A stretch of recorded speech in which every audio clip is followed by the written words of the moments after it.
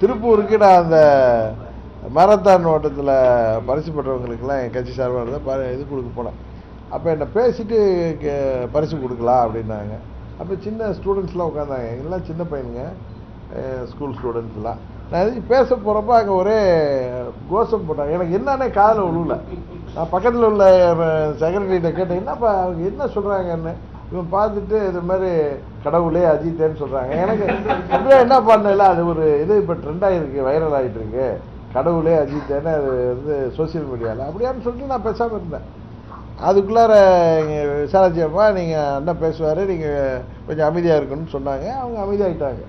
அதை ஒவ்வொரு தொலைக்காட்சியும் ஒவ்வொரு மாதிரி போட்டாங்க. ஒரு தொலைக்காட்சியில் அதிர்ச்சின்னு போட்டாங்க. அதிர்ச்சியில் ஆகலை.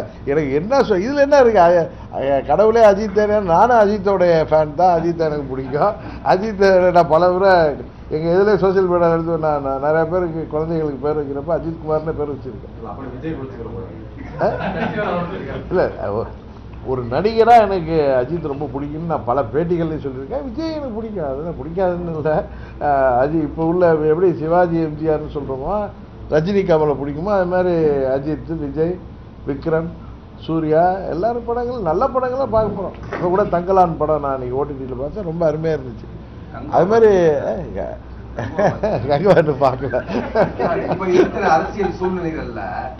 எதுன்னு சொல்ல வரேன்னா, அது மாதிரி என்னுடைய பதில நான் சொல்லிட்டேன்.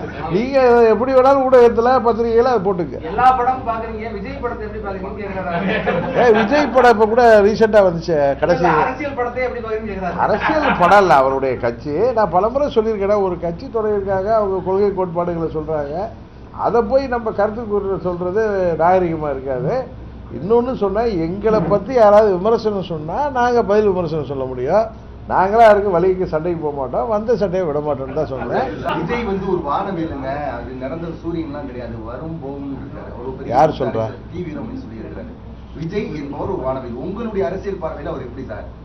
நிறைய விஜய் வந்து ஒரு என்ன சொல்றது, ஒரு உச்சபட்ச நடிகராக இருந்துட்டு வந்திருக்காரு. அவருக்கு நிறைய யங்ஸ்டர்ஸ் எல்லாம் அவர் ஃபேன்ஸ் இருக்காங்க. அதனால் இதில் போய் நம்ம போய் இப்படி அப்படின்னு சொல்கிற அளவுக்கு உண்மையை நான் வந்து தப்பிக்கிறது சொல்ல. எனக்கு அதை ஒன்றும் அது தேர்தலில் தான் நான் அதை நான் இன்னொன்று நான் மனசில் உள்ளது தான் சொல்லுவேன். சில இதில் வந்து நான் கேர்ஃபுல்லாக பேசுவேனே தவிர எனக்கு அதை அசஸ் பண்ண முடியலைங்க. நீங்கள் தானே என்ன, நான் உண்மையாக தான் சொல்கிறது, நீங்கள் தானே பப்ளிக்கில் உட்காந்துருக்கீங்க. நாங்கள் எங்கள் பார்ட்டி பீப்புளோ ஃப்ரெண்ட்ஸையோ பார்க்குறப்ப அவங்க சொல்கிறது தானே எனக்கு. பட் அது எப்படி வருங்கிறது எனக்கு தெரியல. செய்திகளை உடனுக்குடன் தெரிந்து கொள்ள உடனே சப்ஸ்கிரைப் பண்ணுங்க.